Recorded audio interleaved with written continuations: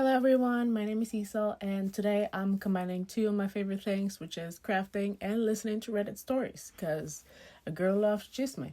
So I think let's just get started. Today I'm doing a little letter for my Penpal Renata, and I have this story here. It comes from slash coworker stories, and it's from 10 hours ago. And it says, my crazy MAGA coworker flips out when I talk to her 10-year-old daughter about Mulan. Okay, and it's tagged ongoing real time, so yeah, we'll see how that goes. Anyways, it says, I, 19 female, work part time in childcare at my church with a middle aged woman, I'll call her Amy, who I thought was very sweet at first until her true self started to show. She has a 10-year-old sheltered homeschool daughter who absolutely adores me. I'll call her Elle, and I'm essentially her only friend. Here are some of the things that I've learned about this family when I went over for a play date with Elle. Elle co-sleeps with her parents and doesn't have a bed of her own. They are reusable cloth toilet paper in the bathroom. They're all vegan and the house reeks of spoiled vegetables. Elle isn't allowed to watch certain movies and shows, for example, Frozen 2, because because it contains spirits. Amy is borderline racist, one of those people who thinks that they aren't because they have friends who are black. But I noticed that kids in our classroom with different ethnicities always got in trouble way more when I was working with Amy, even if it very clearly wasn't their fault. So yeah, kind of weird and kind of nasty. I started distancing myself from her, but again, her daughter loves me, so it was difficult. Anyway, one day at work, Elle asked me who my favorite Disney princess was, and I said that it was either Belle or Mulan. And she said, who's Mulan? And I started explaining her story because Mulan, one of my favorite movies of all time, because Mulan is one of my favorite movies of all time. Okay. Amy overheard and pulled me aside, telling me that Elle wasn't allowed to watch Mulan because it promoted feminist. I'm guessing she said feminism and cultural ideas that she didn't want in her household. What? Dot. I just kind of laughed and shrugged it off, thinking that was it, until the next morning when I received the following text. Good morning, smiley face. I just wanted you to know that I absolutely adore you. Insert her name. Smiley face. Again, our views on political / some social issues are completely opposite, and that's okay. But you have been raised a certain way, and I've lived a whole life at this point, lol, so our views and beliefs have been shaped differently. Despite that, none of those beliefs change our salvation status with the Lord, and that's what's important, most important. Elle isn't exposed to a lot of things for good reason, and some might not make sense to you, which again is okay. Smiley face. Just know that Elle thought we differ in views on certain things. We love you for you, and not your political or social views, and I am always open to conversations about both when it's between you and me. Elle doesn't need to be around for those chats. Smiley face. You are loved. I hope you have an awesome Wednesday. Oh man. So this is OP now. Oh man, I genuinely feel bad for Elle because she's a sweet kid and loves to read just like I did at her age, but she's extremely limited in what forms of media she's allowed to consume.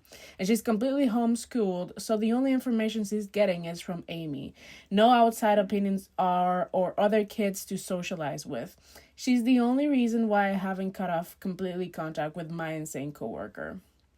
So the first top comment here says, MAGA vegan.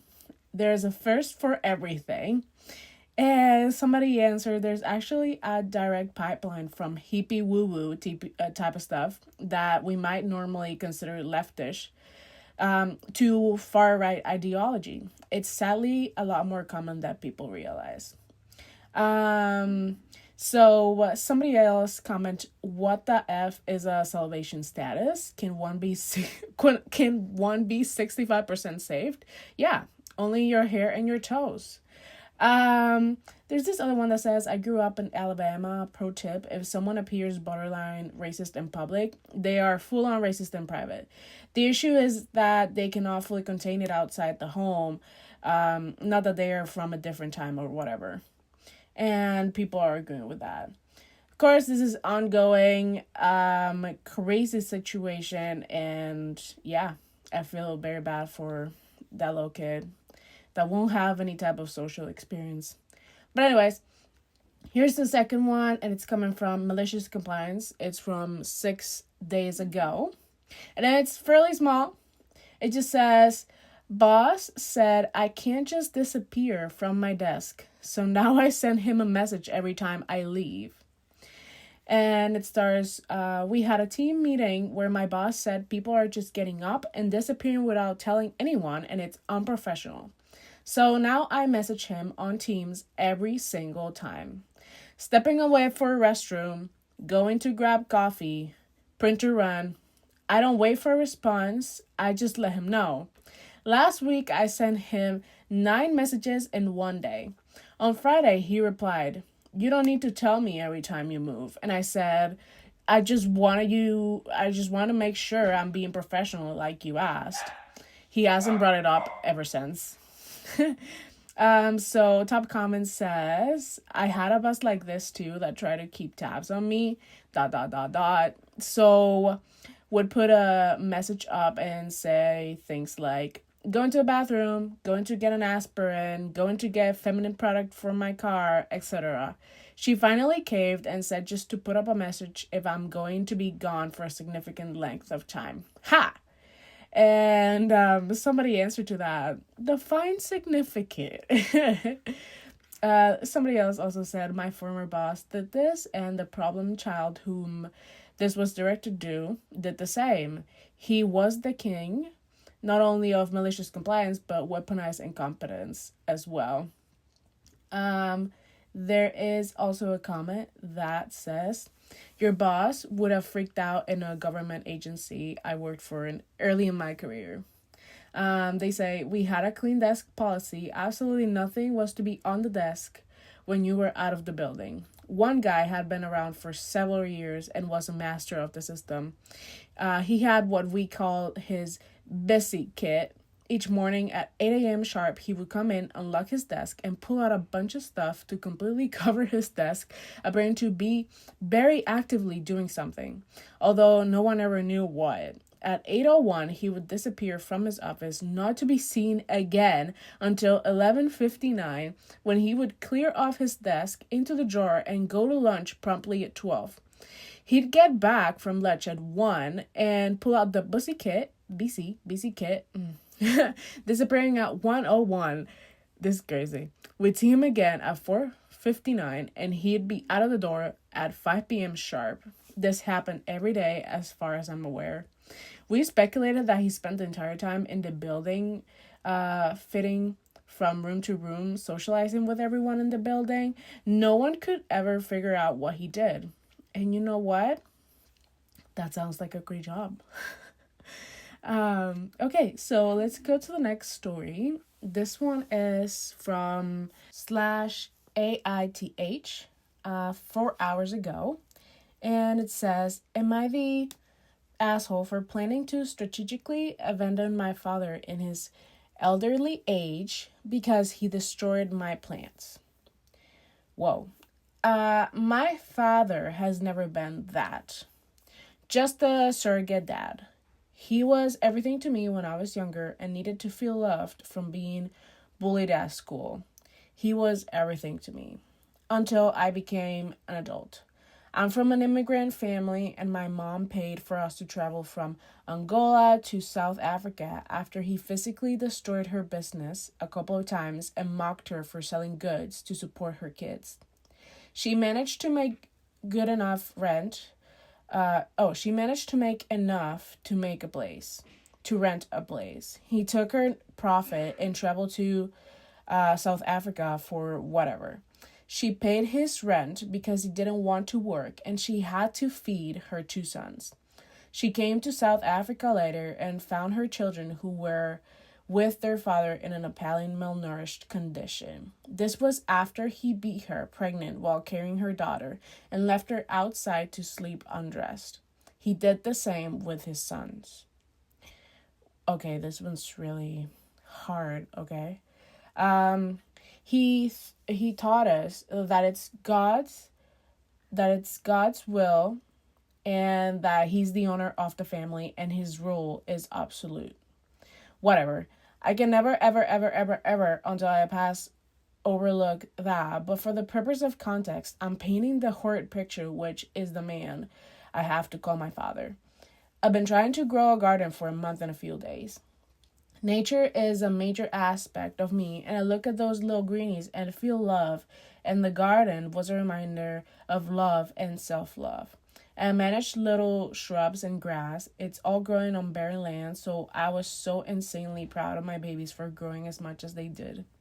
They were mainly shrubs. I tried growing them because my mom could cut them all down because she didn't like them. My dad cut them down because I didn't make him pancakes. He has never in the years I've known him do yard work. That's the woman's job, along with paying for rent and cleaning his clothes and cooking for him and paying for $500,000 in tuition for his sons. Jesus. The fact that he did this after not getting pancakes is the absolute nail in the coffin. He is 65 and will need surgery soon for his cataracts. He will need help to pay the rent he can't pay. He will need food and sustenance. And I can't wait to abandon him in his time of need, and I will wait patiently for this day. Am I the asshole? So we got here. Given that this is 4 hours ago, there's really not much. But right now, the top comment says, not the asshole, but it's not going to actually help you. You need to get away as soon as possible. You're being abused, and it's normal to have revenge fantasies. The very best revenge is having your own life. I really like that they said that. Unfortunately, I know that revenge sometimes feels like justice, but that's not it. So OP actually answered to that and says, I don't have any room for anger and revenge. I will never, ever, ever in my life have a normal childhood, and I didn't deserve that. No one ever does, and he took that away from me.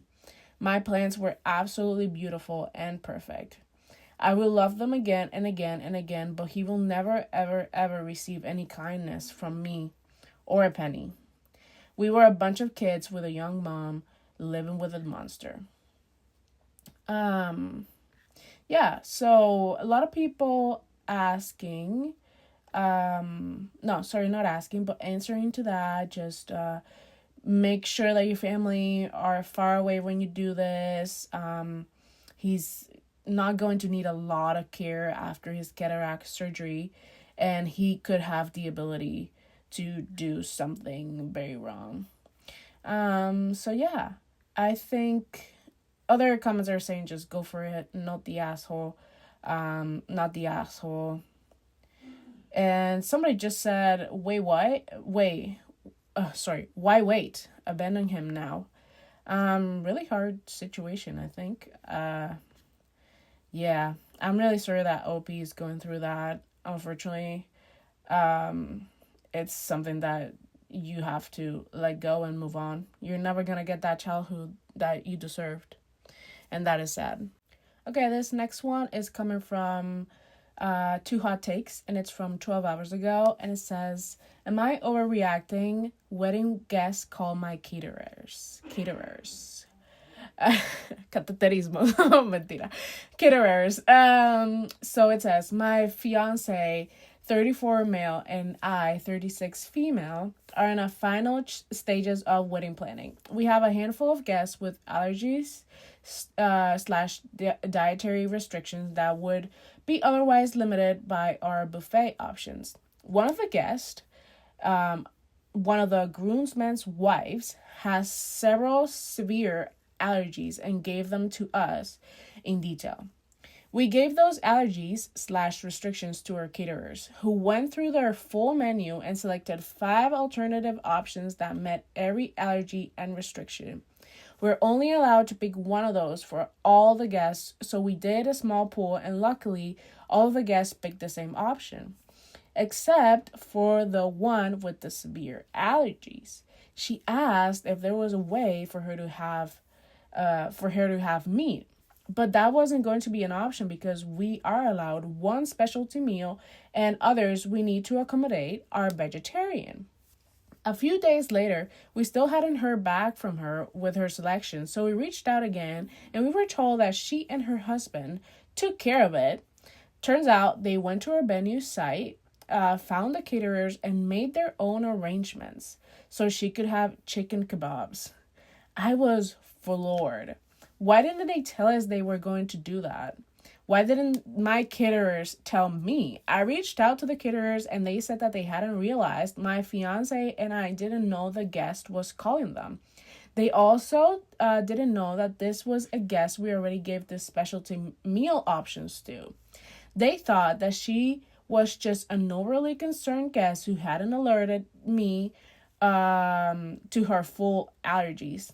This guest's husband is in our wedding party and has been friends with my fiance for decades. My fiance is a godparent to their children.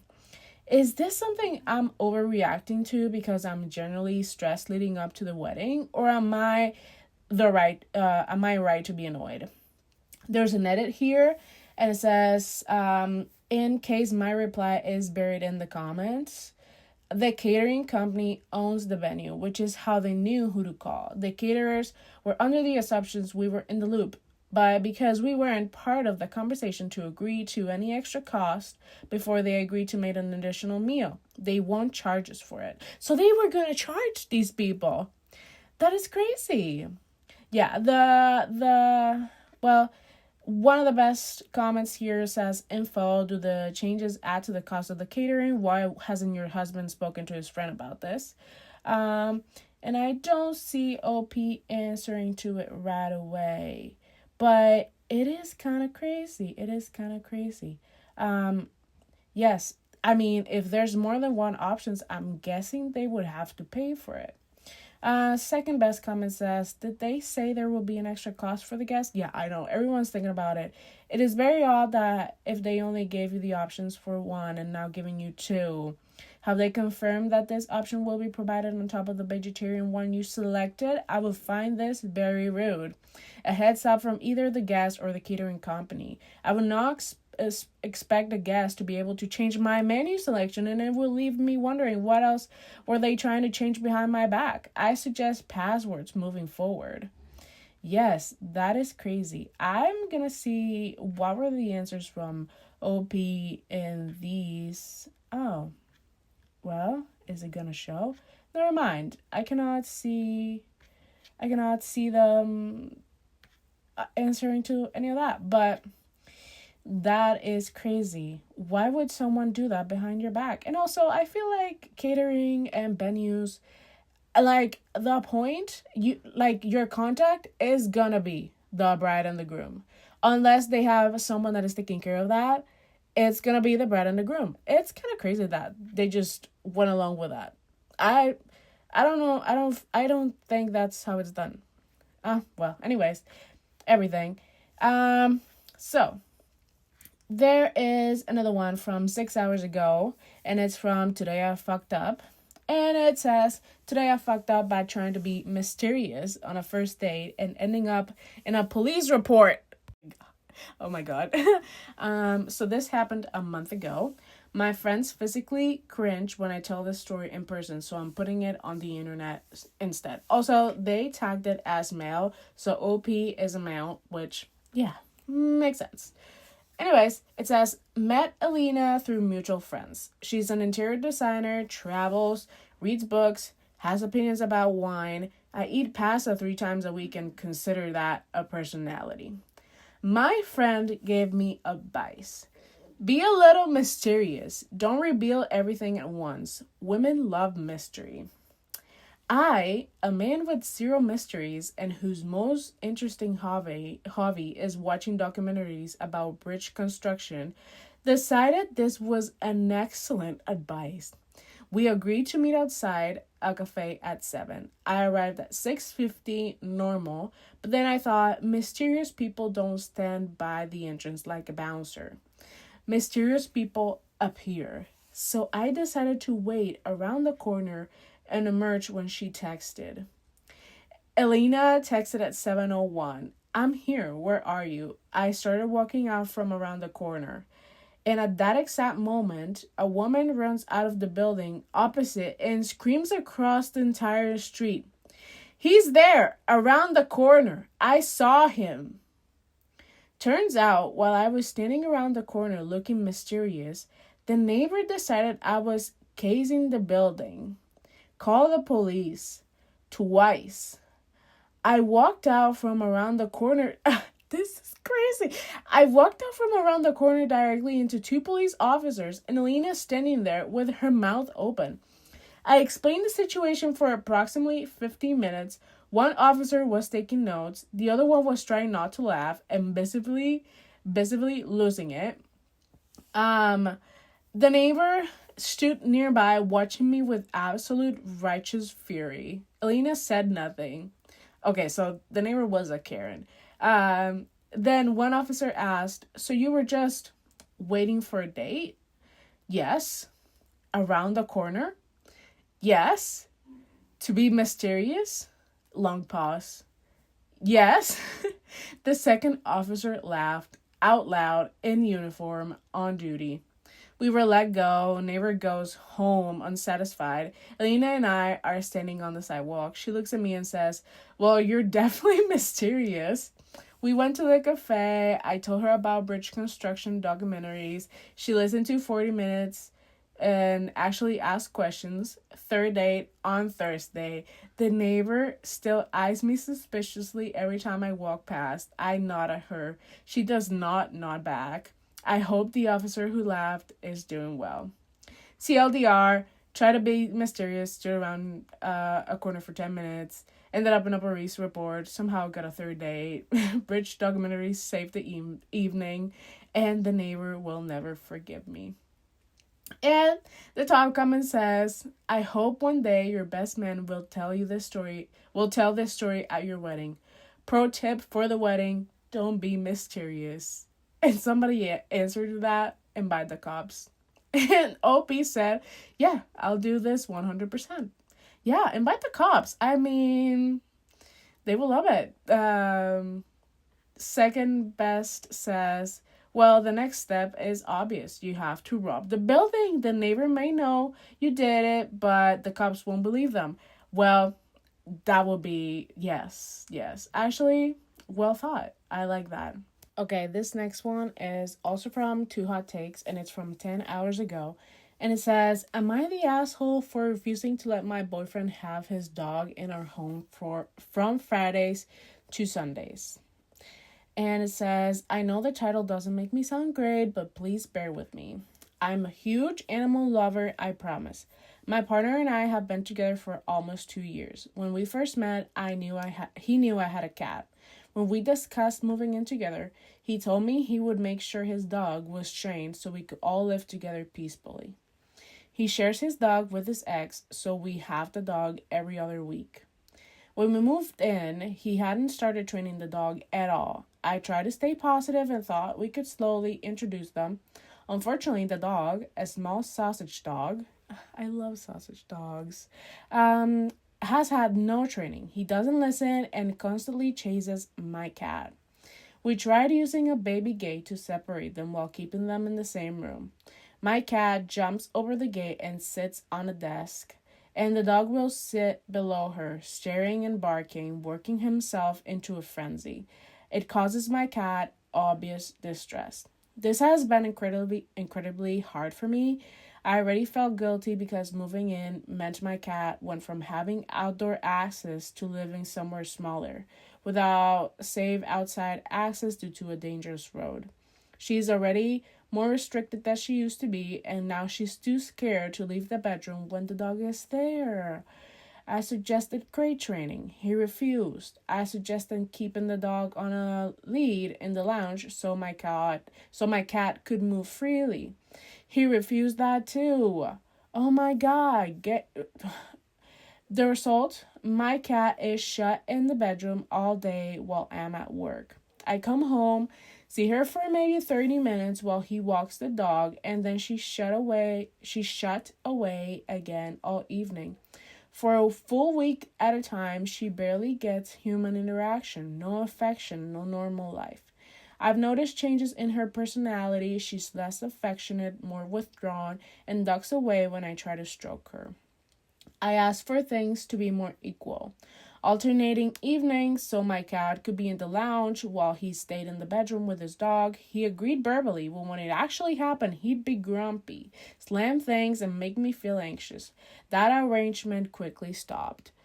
6 months ago, after everything we've been through, including drug addiction, lies, stealing money from me, abuse, and unemployment, I told him, okay, 1 second. I needed to stop for a bit there, because what girl? I told him the one thing that would make me leave is if my cat wasn't safe and prioritized equally. He said he would train the dog. He did maybe a few short sessions over a handful of days and then stopped. I reached my limit. I told him I was going to move out. He begged me not to and even offered to give the dog up. Who's this guy? Which I refused. I would never ask someone to choose between me and their pet. Instead, I suggested a compromise. The dog only stays Monday to Thursday to reduce the intensity for my cat. He agreed. That was 4 months ago. Not once has it happened. The dog still stays the full week. It's now Sunday, and the dog is still with him. He says his mom won't look after the dog unless he's there too. I said fine, then he can stay at his mom's with the dog on weekends, which he agreed. But this time I actually made him stick to his promise, and surprise, it's kicked off. I brought the dog back Sunday morning and shut my cat in the bedroom. I told him if the dog isn't going back to his ex until this afternoon, he needs to go back to his mom's with the dog as agreed. His mom has now called me and told me I'm equally responsible for training the dog because we're family. No, baby, you're not married. I work full time. I pay the bills. I buy everything for the house. I hired a cleaner because he promised to clean, but he doesn't. He's been unemployed for 2 years. He now wants me to work all week and then spend evenings and weekends training his dog because it takes 2 people. His excuse so he doesn't have to take in accountability for his responsibilities. Even though he's unemployed, so has time to prioritize this. What does he do all day? Oh my God. He says his mental health is too bad to work or train the dog. My mental health is in ruins. I have severe anxiety, panic attacks, and I've been vomiting on the way to work from stress, but I still go to work every day, and every day I keep it together. So I'm at the asshole for banning the dog from Friday to Sunday. And the top comment says, "You are the asshole for putting up with this loser. Who is this guy?" I'm worked up about this, y'all. Another comment said, "You don't have a boyfriend, you have a homosexual. He hasn't worked in 2 years. He doesn't contribute to the household either. Financially or physically, he doesn't follow through on any of your reasonable requests. Why are you still with this man? Your poor cat deserves better than this life. And so do you." And I'm gonna add this. So does that dog. This is abuse. Not training your dog, it's abuse. I have 2 dogs, y'all, and they're both really bad, okay? They don't like people, one likes dogs, but they're not good, and we have worked hard, so I know it's hard to train a dog, but if you're not even gonna try, no, this is not good. Anyways, this is gonna be the last story for this episode. Thank you so much for listening to me and for watching me do this little letter for Renata. I really hope you liked the results. I think it was super cute, and it was supposed to be for Valentine's Day, but I did send it the day after. But anyways, thank you guys, and see you soon. Bye-bye.